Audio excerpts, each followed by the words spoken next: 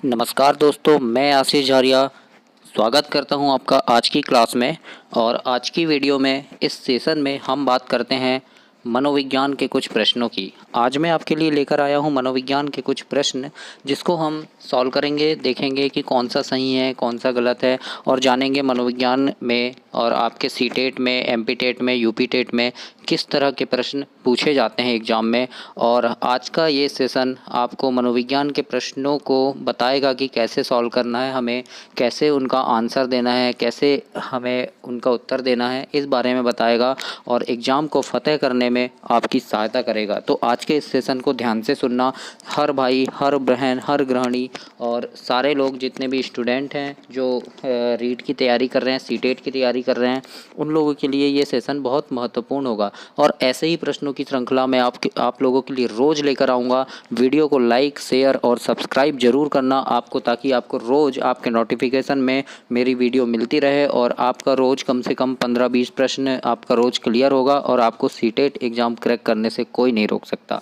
तो ध्यान से देखिए इस वीडियो को और आज हम इसमें देखते हैं, प्रश्नों को हल करते हैं। ठीक है, सबसे पहला प्रश्न है, इसमें पूछा गया है आनुवांशिकता और पर्यावरण की भूमिका के बारे में निम्नलिखित में से कौन सा कथन सत्य है ना।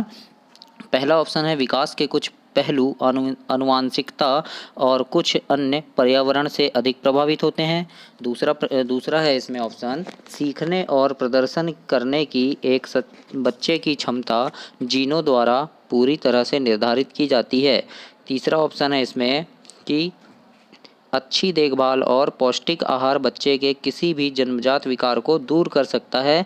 या फिर चौथा ऑप्शन है पर्यावरण केवल बच्चे के भाषा विकास में महत्वपूर्ण भूमिका निभाता है। तो बताइए कौन सा इसमें से सही होगा। तो इसका सही आंसर होगा ए नंबर का, जो लिखा है कि विकास के कुछ पहलू आनुवांशिकता और कुछ अन्य पर्यावरण से अधिक प्रभावित होते हैं ना। प्रश्न क्या पूछा था कि आनुवांशिकता और पर्यावरण की भूमिका के बारे में निम्नलिखित में से कौन सा कथन सत्य है। तो विकास के जो कुछ पहलू होते हैं आनुवांशिकता और कुछ अन्य जो होते हैं पर्यावरण से अधिक प्रभावित होते हैं। कैसे होते हैं, तो विकास देखो क्या होता है, आनुवांशिकता में हमें क्षमताएं प्रदान करता है ना। आनुवांशिकता जो होती है हमें क्षमताएं प्रदान करती है, तो पर्यावरण उन क्षमताओं को विकसित होने के लिए उचित वातावरण प्रदान करता है ना। इसीलिए जो एक मनोवैज्ञानिक है उनका नाम है लैंडिस, है ना। उन्होंने कहा है, ध्यान से सुनना, कि जो मनोवैज्ञानिक है लैंडिस, उन्होंने क्या कहा कि आनुवांशिकता हमें विकसित होने की क्षमताएं प्रदान करता है। क्या करता है, आनुवांशिकता विकसित होने की हमें क्षमताएं प्रदान करता है और इन क्षमताओं के विकसित होने के अवसर हमें वातावरण से ही मिलते हैं। कहाँ से मिलते हैं, वातावरण से। तो आनुवांशिकता हमें कार्यशील पूंजी देता है और परिस्थिति, वातावरण हमें इनको निवेश करने के अवसर भी प्रदान करता है। तो कौन सा ऑप्शन सही होगा इसमें से, पहला ऑप्शन सही होगा कि विकास के कुछ पहलू आनुवांशिकता और कुछ अन्य जो होते हैं ये पर्यावरण से अधिक प्रभावित होते हैं। अब दूसरे प्रश्न की ओर चलते हैं हम। दूसरा प्रश्न देखते हैं। दूसरा प्रश्न क्या लिखा है कि निम्नलिखित में से कौन सी पूर्व संक्रियात्मक विचार की एक सीमा नहीं है। क्या लिखा है, निम्नलिखित में से कौन सी पूर्व संक्रियात्मक विचार की एक सीमा नहीं है, लिखा है। ध्यान से पढ़ना क्वेश्चन, क्या लिखा है, नहीं है, नेगेटिव पूछा है। तो पहला ऑप्शन है इसमें ध्यान केंद्रित करने की प्रवृत्ति, दूसरा ऑप्शन है प्रतीकात्मक विचार का विकास, तीसरा है अहम मान्यता और चौथा है अनुत्क्रमणीयता, है ना। तो कौन सा ऑप्शन इसमें से सही होगा, इसमें होगा आपका बी ऑप्शन सही होगा। कौन सा होगा, बी ऑप्शन सही होगा। क्या, प्रतीकात्मक विचार का विकास। कैसे होता है, तो संज्ञानात्मक विकास की जो अवस्था होती है ना, आपने पढ़ा होगा जो संज्ञानात्मक विकास की जो अवस्थाओं के बारे में बताया जीन प्याजे जी ने, है ना। जीन प्याजे ने बताया ना संज्ञानात्मक विकास की अवस्था, किसने बताया है, जीन प्याजे। प्याजे या पियाजे भी लिखते हैं उनको, है ना। कितनी अवस्थाएं बताया है, 4 अवस्थाएं बताया है। तो ये जो अवस्था है बालक की, है ना, संज्ञानात्मक विकास की पूर्व संक्रियात्मक अवस्था है। तो ये कितने से होती है, 2 से 7 वर्ष तक होती है ना पूर्व संक्रियात्मक अवस्था, है ना। जन्म से 2 वर्ष तक कौन सी होती है, संवेदीगामक अवस्था होती है। तो ये जो पूर्व संक्रियात्मक अवस्था है ये लगभग 2 वर्ष की अवस्था से प्रारंभ होकर 7 वर्ष की अवस्था तक चलती है और इसी अवस्था में संकेतात्मक और प्रतीकात्मक विचार का विकास और भाषा का प्रयोग प्रारंभ होता है। इसीलिए प्रतीकात्मक विचारों का विकास जो है पूर्व संक्रियात्मक गुण है ना। ये क्या दिया है, प्रतीकात्मक विचारों का विकास क्या है, पूर्व संक्रियात्मक गुण है। क्यों है? क्योंकि इसी अवस्था में संकेतात्मक और प्रतीकात्मक विचार उत्पन्न होते हैं एक बालक में, और भाषा का प्रयोग भी इसी अवस्था में प्रारंभ होता है। इसलिए ये जो होगा ये नहीं होगा। ठीक है, समझ में आया आपको? अब आगे देखते हैं, हम तीसरा प्रश्न देखते हैं। तीसरा प्रश्न पूछा है, खालिस्तान के अलावा निम्नलिखित कारणों से खेल युवा बच्चों के विकास में एक महत्वपूर्ण भूमिका निभाता है। तो ऑप्शन नंबर पहला है, वे अपने शरीर पर निपुणता प्राप्त करते हैं। दूसरा है, यह उनकी इंद्रियों को उत्तेजित करता है। तीसरा ऑप्शन है, यह समय बिताने का एक सुखद तरीका है।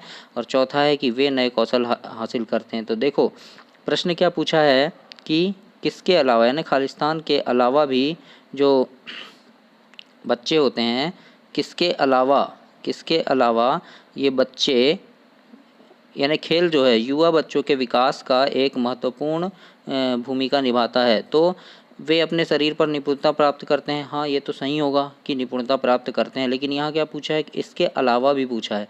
तो अपन देखते हैं कौन सा ऑप्शन नेगेटिव होगा, वही अपना सही होगा। और दूसरा क्या है, यह उनकी इंद्रियों को उत्तेजित करता है। सही बात है, खेल से इंद्रियां भी उत्तेजित होती है, शरीर में निपुणता प्राप्त करती है। समय बिताने का एक सुखद तरीका, ये नहीं हो सकता, क्योंकि समय बिताने का सिर्फ समय बिताने के लिए ही खेल नहीं खेलते हैं, है ना। फिर चौथा है, वे नए कौशल हासिल करते हैं और सीखते हैं कि उन्हें कब उपयोग किया जाए, ये भी सही है। तो इसका ऑप्शन नंबर सी जो होगा ये राइट होगा, क्योंकि ये नेगेटिव है और हमें इसमें नेगेटिव ही बताना है। ध्यान से पढ़ना प्रश्न को, नेगेटिव पूछा या पॉजिटिव, फिर आंसर देना। ठीक है, तो इसका क्या होगा, देखो खेल समय बिताने का एक सुखद तरीका नहीं होता है। इसके अलावा निम्नलिखित बहुत सारे भी कारण होते हैं जो युवा बच्चों के विकास में महत्वपूर्ण, जैसे वे अपने शरीर पर निपुणता प्राप्त करते हैं खेलों के द्वारा, है ना। उनकी इंद्रियों को उत्तेजित भी करता है, खेल करता है ना। हाँ, वे नए कौशल भी सीखते हैं, है ना, और उनके सामाजिक, मानसिक, शारीरिक और नैतिक विकास में भी योगदान करता है। ठीक है, करता है ना खेल। तो ये क्या होगा, इसका सही आंसर सी नंबर इसका सही आंसर होगा, जो इसमें नेगेटिव बात पूछा है।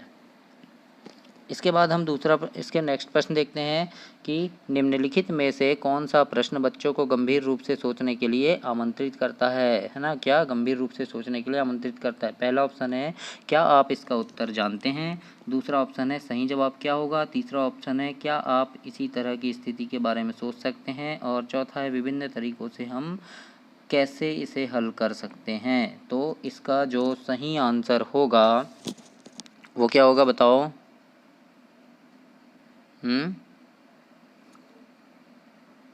कौन सा होगा? देखो बच्चों को क्या होता है, विभिन्न तरीकों से हम इसे कैसे हल कर सकते हैं, ये इसका सही आंसर होगा। कैसे होगा, यानी जब कोई भी समस्या होगी तो विभिन्न तरीके से हल करने के लिए कहना बच्चों को गंभीर रूप से सोचने के लिए आमंत्रित करता है ना। क्योंकि समस्या को विभिन्न तरीकों से हल करने के लिए अपसारी चिंतन की आवश्यकता होती है ना। चिंतन क्या होते हैं, दो होते हैं, एक होता है अपसारी होता है ना, और दूसरा कौन सा होता है, अभिसारी होता है ना। अपसारी चिंतन जो होता है ये विभिन्न तरीके से सोचने के लिए प्रेरित करता है ना, विभिन्न तरीके से। और अभिसारी जो चिंतन होता है इसका केवल एक ही हल होता है ना। जैसे मैं आपसे पूछूं कि भारत की राजधानी क्या है, तो आप बता दोगे दिल्ली है, तो ये क्या होगा, अभिसारी चिंतन, एक ही जवाब है। लेकिन अपसारी चिंतन जो होता है ये इसका एक जवाब नहीं होता, ये विभिन्न तरीकों से सोचने पर बल देता है। ठीक है, तो इसका जो डी नंबर का होगा ये इसका सही आंसर होगा। ठीक है, याद रखना आप। इसके बाद हम नेक्स्ट प्रश्न देखते हैं, निम्नलिखित में से कौन सा विकल्प प्रगतिशील शिक्षा का सबसे अच्छा वर्णन करता है। प्रगतिशील शिक्षा का सबसे अच्छा वर्णन कौन सा करता है? तो करके सीखना, परियोजना विधि सहयोग से सीखना, या थीमेटिक इकाइयाँ, नियमित इकाइयाँ, परीक्षण, रैंकिंग ऐसे सीखना, या व्यक्तिगत अधिगम, क्षमता समूह बनाना, या छात्रों की लेबलिंग करना, है ना, या परियोजना विधि, क्षमता या समूह बनाना। तो कौन सा ऑप्शन इसमें सही होगा? इसमें पहला ऑप्शन ही सही हो जाएगा। क्यों? क्योंकि देखो अब क्या होता है, प्रगतिशील शिक्षा जो होता है शिक्षार्थियों की सक्रिय सहभागिता के सिद्धांत पर आधारित होता है ना। और यह भी मानता है कि बच्चे अपने ज्ञान का निर्माण स्वयं करते हैं। इसलिए जो प्रगतिशील शिक्षा करके सीखने, परियोजना विधि, सहयोग से सीखने और गतिविधि के द्वारा सीखने पर बल देता है। तो ए नंबर इसका सही आंसर होगा। ध्यान से देखना प्रश्नों को और समझना कि ये आपके सीटेट के लिए बहुत इंपॉर्टेंट है। और जितने भी प्रश्न मैं आपको करवा रहा हूँ ये पिछली परीक्षाओं में पूछे गए प्रश्न ही हैं, वहीं से मैं आपको ये हल करवा रहा हूँ। ठीक है, तो आप ध्यान से इन प्रश्नों को देखना और हल करते हैं अपन लोग। इसके बाद हम नेक्स्ट प्रश्न देखते हैं। नेक्स्ट प्रश्न क्या पूछा है कि कोलबर्ग के सिद्धांत के योगदान के रूप में निम्नलिखित में से किसे माना जा सकता है ना, किसे माना जा सकता है। तो पहला ऑप्शन है उनके सिद्धांत ने संज्ञानात्मक परिपक्वता और नैतिक परिपक्वता के बीच एक सहयोग का समर्थन किया। दूसरा है इस सिद्धांत में विस्तृत परीक्षण प्रक्रियाएं हैं। तीसरा है यह नैतिक और तर्क कार्यवाही के बीच एक स्पष्ट संबंध स्थापित करता है। और चौथा ऑप्शन है उनका विश्वास है कि बच्चे नैतिक दार्शनिक हैं। तो इसका सही आंसर क्या होगा? इसका सही आंसर ए नंबर हो जाएगा। क्या कि कोलबर्ग का सिद्धांत क्या है? नैतिक विकास का सिद्धांत दिया है कोलबर्ग ने, है ना, जो संज्ञानात्मक परिपक्वता और नैतिक परिपक्वता के बीच एक सहयोग का समर्थन करता है। मतलब कि नैतिक विकास के तीनों स्तर जो होते हैं और जो 7 सोपान उन्होंने बताए हैं, कितने स्तर बताए हैं? कोलबर्ग ने 3 स्तर बताए हैं। कितने? 3 स्तर और 7 सोपान, है ना। कितने बताए हैं? 7 सोपान बताए हैं और 3 स्तर बताए हैं। तो ये 3 स्तर और 7 सोपान जो उन्होंने बताए हैं, इनमें ही कार्य करता है और नैतिक निर्णय लेने की शक्ति इससे बढ़ती है। ठीक है, जैसे प्रथम स्तर में क्या बताया था उन्होंने? पूर्व परंपरागत स्तर बताया था ना। तो उस पर क्या होता है? बालक आत्म केंद्रित होते हैं, है ना, क्योंकि वे स्वयं के हित की दृष्टि से ही नैतिक व्यवहार करते हैं ना। जबकि जो तीसरा स्तर है उनका उत्तर परंपरागत स्तर, इस पर क्या होता है? बालक बाह्य केंद्रित हो जाते हैं और वे क्या करते हैं? निष्पक्ष भाव से नैतिक व्यवहार करते हैं। इसलिए पहला ऑप्शन सही हो जाएगा कि उनके सिद्धांत ने संज्ञानात्मक परिपक्वता और नैतिक परिपक्वता के बीच एक सहयोग का समर्थन किया। किनके सिद्धांत ने? कोहलबर्ग के सिद्धांत ने। तो याद रखना, ठीक है दोस्तों। इसके बाद हम दूसरा प्रश्न देखते हैं। इसमें क्या पूछा है कि निकटवर्ती विकास का क्षेत्र संदर्भित करता है। क्या संदर्भित करता है? तो पहला ऑप्शन है उस चरण को संदर्भित करता है जब अधिकतम विकास संभव है, या फिर उस विकासात्मक चरण को जब बच्चा सीखने की पूरी जिम्मेदारी लेता है, या फिर एक संदर्भ को जिसमें बच्चे सहयोग के सही स्तर के साथ कई कार्य लगभग स्वयं कर सकते हैं, या फिर उस सीखने के बिंदु को जब सहयोग वापस लिया जा सकता है। तो इसका सही आंसर क्या होगा? इसका सही आंसर होगा आपका सी नंबर का होगा। क्या कि निकटवर्ती विकास का क्षेत्र संदर्भित करता है। क्या संदर्भित करता है? एक संदर्भ को संदर्भित करता है जिसमें बच्चे सहयोग के सही स्तर के साथ कोई कार्य लगभग स्वयं कर सकते हैं। एक बात याद रखना, जब भी आप सीटेट का एग्ज़ाम दोगे या कोई भी टीईटी एग्ज़ाम दोगे और प्रश्नों के उत्तर जब दोगे, तो अपने आप को एक बच्चा मान लेना। उस समय थोड़ी देर के लिए अपने आप को एक बच्चा मान लेना और जो भी जवाब देना एक बच्चे के रूप में देना, कि जैसे आप शिक्षक बन जाओगे तो बच्चों के साथ आप कैसा व्यवहार करोगे, या फिर आप अगर बच्चे हो, स्कूल में पढ़ रहे हो, तो आप शिक्षक से कैसा व्यवहार अपने लिए चाहते हैं। यही बात को ध्यान में रखकर आप प्रश्नों के आंसर देना, तो आपका आंसर कभी गलत नहीं होगा, सब सही होगा। ठीक है, ध्यान रखना। तो निकटवर्ती विकास का जो क्षेत्र होता है ये संदर्भित करता है कि जिसमें बच्चे सहयोग के सही स्तर के साथ कोई कार्य लगभग स्वयं कर सकते हैं। यानी और कहना चाहिए तो बच्चा जो कर रहा है तथा जो करने की क्षमता रखता है, उसके बीच के क्षेत्र को निकटवर्ती विकास का क्षेत्र कहते हैं। ठीक है, और इसी के बारे में इसमें बताया गया है। तो ये सी ऑप्शन सही हो जाएगा इसका। ठीक है, इसके बाद नेक्स्ट क्या है? एक उभयलिंगी व्यक्तित्व है, कौन सा है? तो एक उभयलिंगी व्यक्तित्व कौन सा है? स्त्री लक्षणों वाले पुरुषों को संदर्भित करता है ये, या फिर आमतौर पर माने गए मर्दाना और स्त्री गुणों का समायोजन होता है, या दृढ़ अहंकारी होने की आदत है, या फिर समाज में प्रचलित रूढ़िवादी भूमिकाओं का पालन करता है। तो एक उभयलिंगी व्यक्तित्व जो होता है ये क्या होता है? ये एक उभयलिंगी व्यक्तित्व में आमतौर पर माने गए मर्दाना और स्त्री गुणों का समायोजन होता है। तो इसमें ये बी नंबर का ऑप्शन आपका सही हो जाएगा। ठीक है, कैसे? तो एक उभयलिंगी व्यक्तित्व जो होता है क्या होता है? आमतौर पर माने गए मर्दाना और स्त्री गुणों का समायोजन होता है।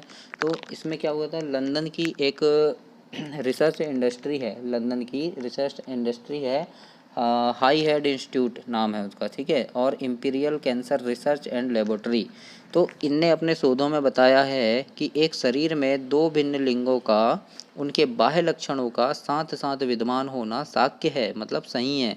इनमें दोनों लक्षण अलग संतुलन समीकरण के बराबर भी रख सकते हैं अथवा किसी एक गुण को अधिक प्रभावी रूप से प्रदर्शित भी किया जा सकता है। तो ये बात इसमें बताई गई है। तो एक उभयलिंगी व्यक्तित्व जो होता है ये क्या होता है, आमतौर पर माने गए मर्दाना और स्त्री गुणों का समायोजन होता है। ठीक है, याद रखना इस बात को। अपन चलते हैं नेक्स्ट प्रश्न की तरफ। नेक्स्ट प्रश्न है इसमें कि बच्चे खालिस्तान को छोड़कर अन्य सभी के द्वारा लिंग भूमिकाएं ग्रहण करते हैं। किसको छोड़कर? मीडिया को, समाजीकरण को, संस्कृति को या फिर ट्यूशन को? बताइए किसको। तो इसमें सही आंसर होगा आपका ट्यूशन को छोड़कर। ठीक है, कैसे कि बच्चे ट्यूशन को छोड़कर अन्य सभी के द्वारा लिंग भूमिकाएं ग्रहण करते हैं। लिंग भूमिकाएं क्या होती है? सामाजिक अंतःक्रिया द्वारा निर्मित होती है, जिसमें मीडिया, समाजीकरण, संस्कृति, समुदाय, परिवार ये सब आते हैं। सामाजिक अभिकरण इनमें सहायता प्रदान करते हैं। ठीक है, समझ आया आपको? फिर इसमें नेक्स्ट प्रश्न देखते हैं हम। मानकीकृत परीक्षणों की आलोचनाओं में से एक यह है कि क्या है? मानकीकृत यानी मानकीकृत परीक्षणों की आलोचनाओं में से एक यह है। कौन सा है? अब हमको देखना है। मुख्य रूप से मुख्य धारा की वे संस्कृति का प्रतिनिधित्व करते हैं और इसलिए पक्षपाती हैं, या फिर उनकी भाषा को समझना मुश्किल है, या परीक्षण बड़ी आबादी पर लागू नहीं किए जा सकते, या वे बच्चे की क्षमता की स्पष्ट तस्वीर नहीं देते हैं। कौन सा ऑप्शन सही है ये आपको बताना है इसमें। तो इसमें ए नंबर का ऑप्शन सही हो जाएगा। क्यों? मानकीकृत परीक्षणों की आलोचना में से एक यह है कि मुख्य रूप से मुख्य धारा की संस्कृति का प्रतिनिधित्व करते हैं और इसीलिए पक्षपाती हैं, है ना। परीक्षण एक ऐसी त्रुटियां मुख्य धारा से अलग समाज के सभी परीक्षार्थी को समान रूप से प्रभावित करती है। ऐसी परीक्षण त्रुटियों को स्थिर त्रुटियां या परीक्षण से संबंधित त्रुटियां कहा जाता है। ठीक है, इसमें अब नेक्स्ट प्रश्न देखते हैं हम। नेक्स्ट क्या पूछा है कि एक बुद्धिमानी का सिद्धांत कहता है कि एकाधिक बुद्धिमानी का सिद्धांत कहता है। क्या कहता है? बुद्धि तेजी से बढ़ाई जा सकती है, या बुद्धि कई प्रकार की हो सकती है, या पेपर पेंसिल परीक्षण सहायक नहीं है, या फिर प्रभावी अध्यापन के द्वारा बुद्धि बढ़ाई जा सकती है। क्या कहता है? तो इसका सही ऑप्शन हो जाएगा आपका बी नंबर का। बी नंबर का ऑप्शन जो हो जाएगा सही ऑप्शन हो जाएगा। बुद्धि कई प्रकार की हो सकती है। किसने बताया था ये बुद्धि कई प्रकार की हो सकती है? हावर्ड गार्डनर ने। किसने बताया था? गार्डनर ने बताया था ना। गार्डनर जो थे हावर्ड गार्डनर, है ना, इन्होंने क्या बताया था कि बुद्धि कई प्रकार की होती है। कितने प्रकार की बुद्धि बताया था इन्होंने? 7 प्रकार की बुद्धि बताया था, है ना। 7 प्रकार की बुद्धि के बारे में बताया था। और इन्होंने क्या कहा? एकाधिक बुद्धिमानी का सिद्धांत के बारे में इन्होंने बताया कि बुद्धि कई प्रकार की हो सकती है। हावर्ड गार्डनर जो थे वो कहते थे कि बुद्धि का एक यानी जो स्वरूप होता है वो एक ना होकर बहुप्रकारीय होता है। कैसा होता है? बहुप्रकारीय होता है। किसने बताया था? ये हावर्ड गार्डनर ने बताया था, बहुप्रकारीय बुद्धि, है ना। हावर्ड गार्डनर ने बताया था और उन्होंने कुल 7 तरह की बुद्धि बताया था, है ना। और ये सातों बुद्धि आपस में एक दूसरे से स्वतंत्र होती हैं एवं प्रत्येक के क्रियाशील होने के ढंग अलग अलग होते हैं। 7 प्रकार की बुद्धि बताया था, याद रखना। ठीक है, इसने हावर्ड गार्डनर ने। ठीक है, याद रहेगा आपको। नेक्स्ट प्रश्न की तरफ चलते हैं। नेक्स्ट प्रश्न क्या पूछता है कि ये आपका लास्ट प्रश्न है आज के सेशन का, और इसके बाद कल फिर मैं ऐसे ही कुछ और प्रश्नों की श्रृंखला आपके सामने लेकर आऊँगा। जो एक वीडियो का सेशन लेके आऊँगा उसमें ऐसे ही प्रश्न रहेंगे मनोविज्ञान के, और भी अलग अलग सब्जेक्ट के प्रश्न मैं आपको दूंगा, है ना। जैसे पर्यावरण के हो गए, पर्यावरण भी लेकर आऊँगा आपके लिए, हिंदी के भी लेकर आऊँगा, हिंदी में क्या क्या पूछा जाता है ये सारी चीज़ें, है ना। फिर सारे मैं पेडागोजी के प्रश्न आपके लिए मैं लेकर आऊँगा। तो इस सेशन को ध्यान से देखना, पढ़ना, समझना, और यानी अपनी तैयारी रोज़ करते रहना। आपका सीटेट का एग्ज़ाम बहुत नज़दीक है और ऐसे ही प्रश्न आपको पूछे जाएंगे। कह नहीं सकता कि यही आएंगे, सेम तो यही नहीं आएंगे, लेकिन लगभग इसी प्रकार के प्रश्न आपके एग्ज़ाम में पूछे जाएंगे। तो ध्यान से पढ़ना और ऐसे ही सेशन मैं आपके लिए रोज़ लेकर आऊँगा। वीडियो को लाइक, शेयर और सब्सक्राइब जरूर करना ताकि आपको रोज़ ऐसी वीडियो मिलती रहें जिससे आप अपनी तैयारी को और मजबूत बना सकें। ठीक है, ये आखिरी प्रश्न आज के सेशन का हम देखते हैं कि शिक्षक सीखने के लिए मूल्यांकन और सीखने के मूल्यांकन दोनों का उपयोग कर सकते हैं। क्या प्रश्न है? शिक्षक सीखने के लिए मूल्यांकन और सीखने का मूल्यांकन दोनों का उपयोग कर सकते हैं। पहला ऑप्शन है बच्चे की प्रगति और उपलब्धि स्तरों को जांचने में कर सकते हैं, या फिर बच्चे के सीखने की ज़रूरतों को जानने और तदनुसार शिक्षण रणनीति का चयन करने में कर सकते हैं, या आवधिक अंतरालों पर बच्चे के प्रदर्शन का आकलन करने और उनके प्रदर्शन को प्रमाणित करने में कर सकते हैं, या फिर बच्चों की प्रगति की निगरानी करने और उनके सीखने के अंतराल को भरने की उचित लक्ष्य निर्धारित करने में कर सकते हैं। बताइए किस में कर सकते हैं? तो इसका सही आंसर हो जाएगा बी नंबर का, कि शिक्षक सीखने के लिए मूल्यांकन और सीखने के मूल्यांकन दोनों का उपयोग कर सकते हैं। कब? ये क्या? बच्चों की प्रगति और उपलब्धि स्तर को जानने में कर सकते हैं। यानी सीखने के लिए मूल्यांकन बच्चों की प्रगति तथा सीखने का मूल्यांकन उपलब्धि स्तर को दर्शाता है। क्या? सीखने के लिए मूल्यांकन जो होता है ये बच्चों की प्रगति को, और सीखने का मूल्यांकन बच्चों की उपलब्धि स्तर को दर्शाता है। ठीक है, ध्यान रखना। सीखने के लिए मूल्यांकन का प्रयोग नवीन ज्ञान देने से पहले किया जाता है। ठीक है, जो सीखने के लिए मूल्यांकन है वो नवीन ज्ञान देने के पहले किया जाता है, जबकि सीखने के मूल्यांकन का प्रयोग शिक्षण के बाद होता है। ठीक है, तो इसमें क्या होगा? शिक्षक सीखने के लिए मूल्यांकन और सीखने के मूल्यांकन दोनों का उपयोग कर सकते हैं। कब कर सकते हैं? जब बच्चे की सीखने की ज़रूरतों को जानने में और तदनुसार शिक्षण की रणनीति का चयन करने में कर सकते हैं। ठीक है, तो ये आपका सही आंसर होगा। तो वीडियो कैसी लगी? लाइक, शेयर और सब्सक्राइब करना, और कोई डाउट हो तो कमेंट करके आप मुझसे पूछ सकते हो, मैं आपके डाउट क्लियर करूँगा। और किसी भी प्रश्न का आपको उत्तर चाहिए तो कमेंट बॉक्स में लिखकर मुझे भेजना, मैं उसका उत्तर आपको दूंगा। और ऐसे ही सीटेट की तैयारी करते रहिए। आपके लिए आज की वीडियो कैसी लगी ये ज़रूर बताना कमेंट करके, और कामना करता हूँ कि आपको अच्छी लगी होगी वीडियो, और आपके उज्जवल भविष्य की कामना करता हूँ। वीडियो पर बने रहने के लिए आपका